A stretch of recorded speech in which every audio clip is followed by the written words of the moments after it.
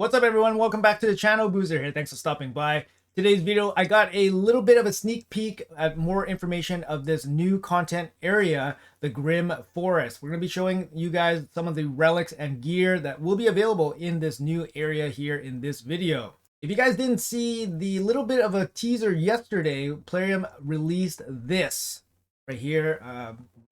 Right here. But yeah, Plarium released this little bit of the map for this brand new area, the Grim Forest. And it's kind of interactive right now. There's a little bit of music and there's this fog that's covering this entire forest, which is kind of interesting. You can kind of see here the old camp. There's a little bit of a blurb and then it prompts you to go to the game, which you don't want to do that. And then there's different levels here, M85, and then there's going to be different little blurbs about what's going to be happening inside this level.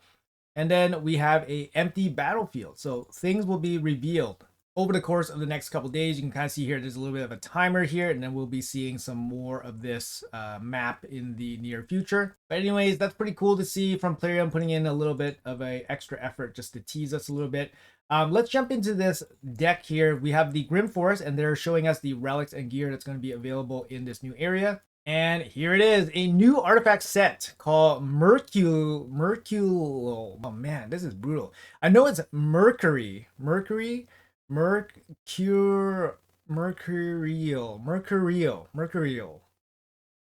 Just call it the Mercury set.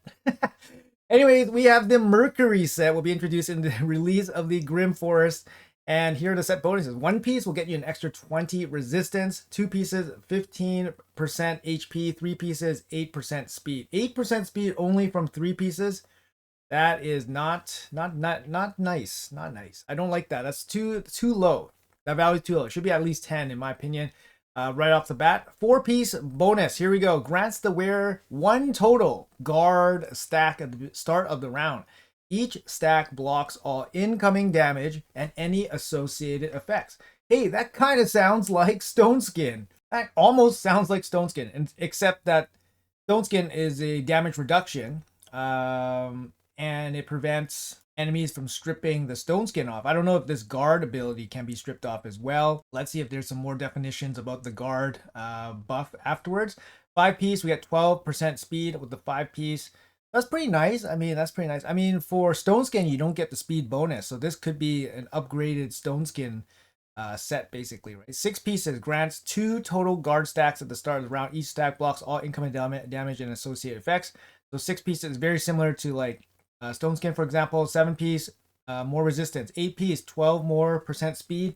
9-piece grants the wearer 3 total guard stacks at the start of the round. So that means they're protected from 3 sources of damage, I guess. Each stack blocks all incoming damage and any associated effects. Also places a total guard stack at the start of the champion's turn if they have no total guard stacks.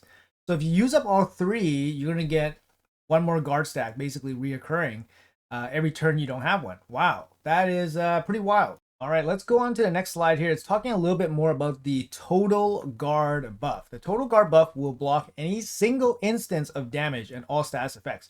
So I guess multi-hit is how you break through the total guard buff. A champion can receive multiple stacks of the total guard buff. Each total guard stack will block a single instance of damage. Yeah, so multi-hits can break through.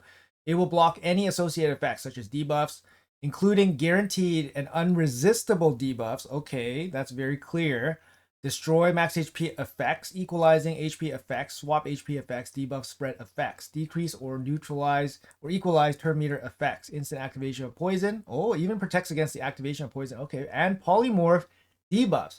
As long as the champion has at least 1 total guard stack, they will be immune to all negative effects except increased cooldown, which I think is probably one of the more easy to manage kind of effects nowadays, because obviously people with mythicals and stuff, they don't even care about the increased cooldown stuff happening, but even from skills that do not inflict damage. Okay, so a champion will lose a stack of total guard whenever they would take damage from another champion skill. This includes damage taken via ally protection. Okay, ally protection, reflect damage, passive skills that share or reflect damage.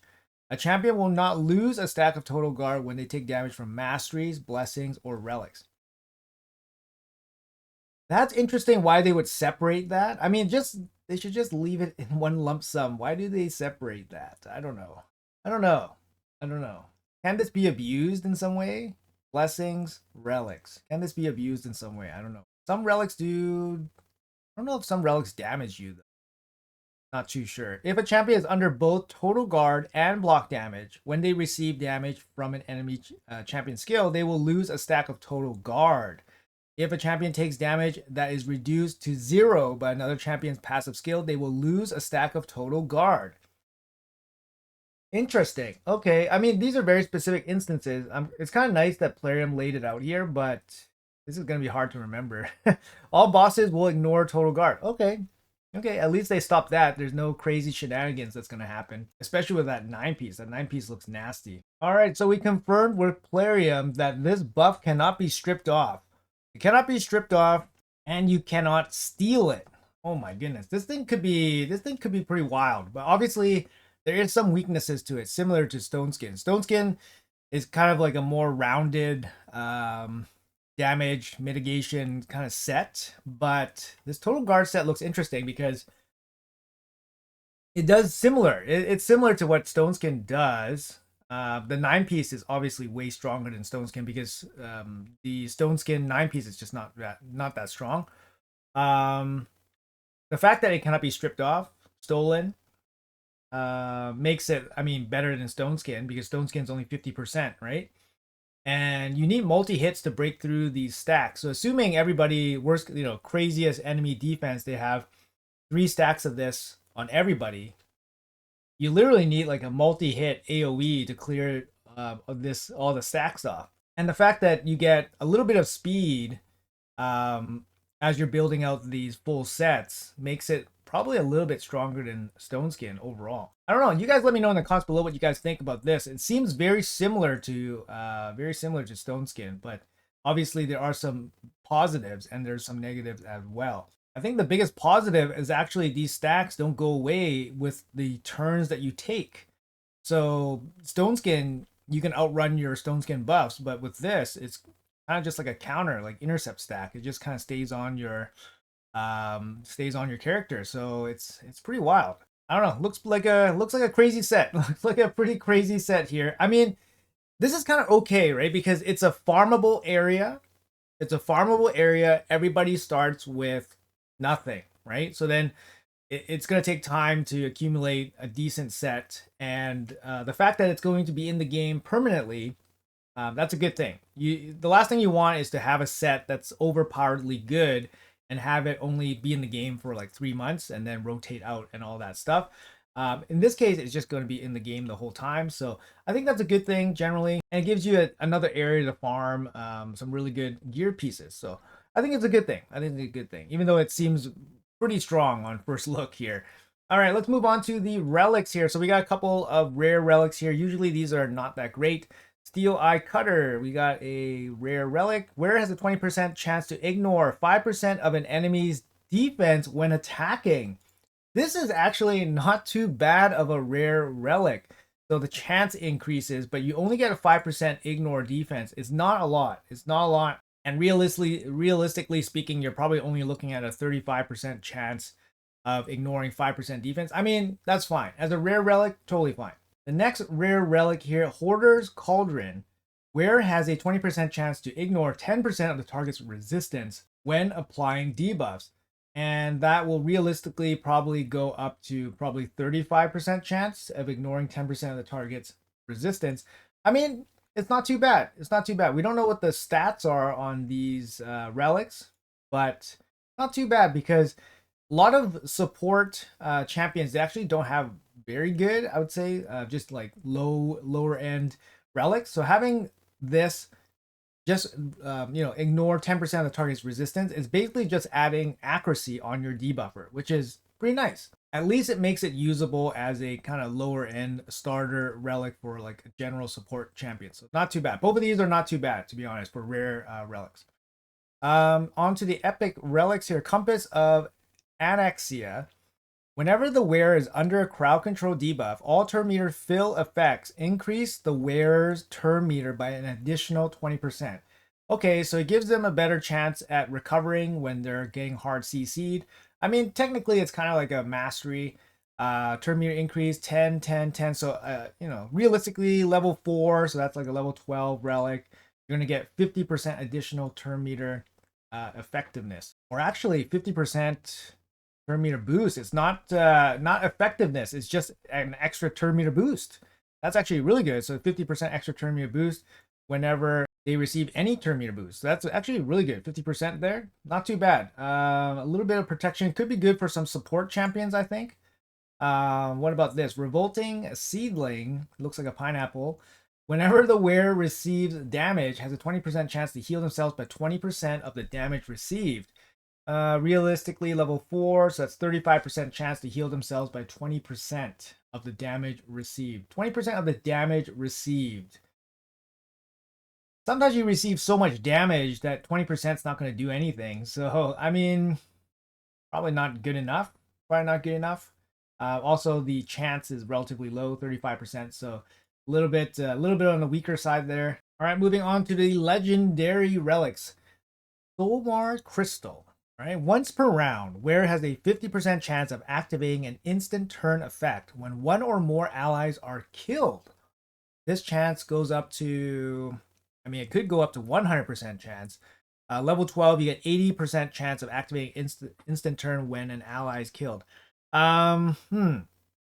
Could be interesting on a support champion, maybe a reviver. That could be something that could work, or some kind of go second team could definitely work there. I mean, could be useful. Could be useful, especially with this 100% chance.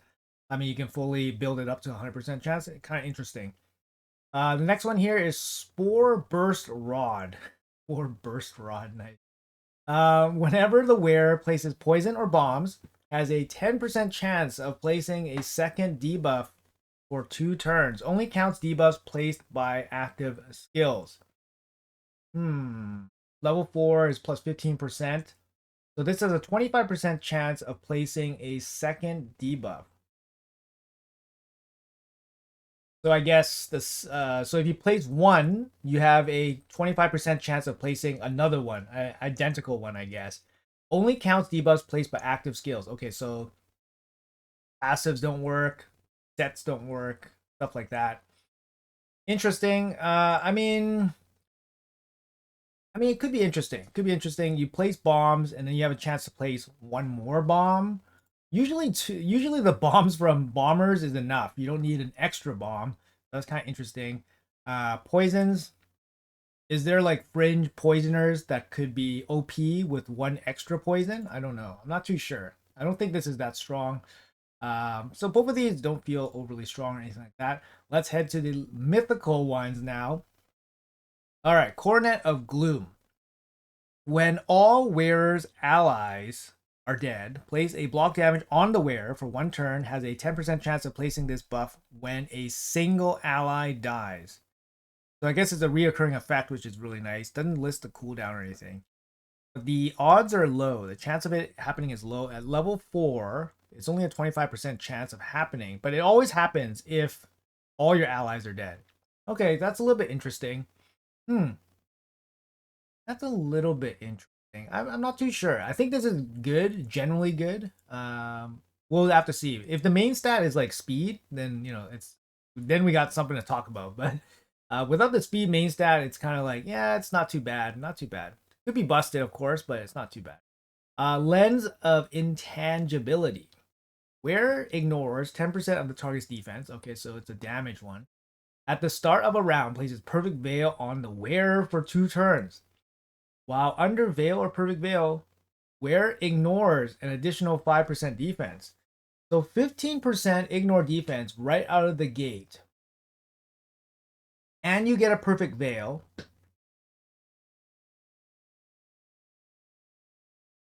Wow. This is really strong. You get a Perfect Veil. You get 15%. At level 12, you get 21% ignore defense while you're under Perfect Veil. You're going to lose 5% ignore defense when the Veil falls off. And it's going to be worse with Mythicals because they have to waste the turns and the Perfect Veil, like transforming and stuff sometimes. But I mean, this is pretty nuts. It's a pretty nutty damage dealing relic. And the Veil could actually be really good for like Chimera Trials, for example. That could be wild too. But it's probably not going to be good enough unless you have some kind of extender. Oh, this would be nuts for like Titus. Because you start the Chimera fight with the Perfect Veil and then you just extend it through, and then suddenly you have the ability to clear one of the trials against the Ramhead, the veil damage trial as well. That could be really interesting. I mean, this opens it up. I mean, first of all, it's a mythical, it's a mythical relic, so that's gonna be really really hard to get, and but yeah, it's really good. So anyway, that's it for the teaser information here. They just showed us the set and they showed us a couple of the relics. They didn't even give us the full details on the relics here. No stat distribution, no socket, shapes and all that. But hey, not too bad here. In terms of general power level, I mean the mythicals they look pretty good. Like even the block damage one looks great. The damage one looks crazy crazy good. The rare, I mean, the legendaries don't look particularly OP or super strong or anything like that, but not bad, not bad. The epics, I'm gonna say the seedlings a little bit on the weaker side, and then the compass is definitely could be strong, and then the rares are actually pretty decent. So that's kind of like my first impressions on those, and then this new gear set, the Mercury set, because I can't pronounce this word. It looks like an upgraded stone skin set, although there's some weaknesses to it, but I think it's still very very nuts, very very nuts. And then the speed stat separate along the way when you start adding the pieces, very nuts. And then of course the 9-piece is just way better than the stone skin 9-piece. Anyways guys, that's gonna be it for this video and this little preview on what's to come in the Grim Forest. Let me know in the comments below what you guys think about all this. Do you guys think that the Mercury set is a little bit busted? Do you think that the relics are fair and balanced, or do you think they are busted? Are you guys concerned about how much time will be needed to farm all this stuff? Let me know in the comments. Appreciate you guys watching until the end. Have a great day, and I'll see you guys in the next video.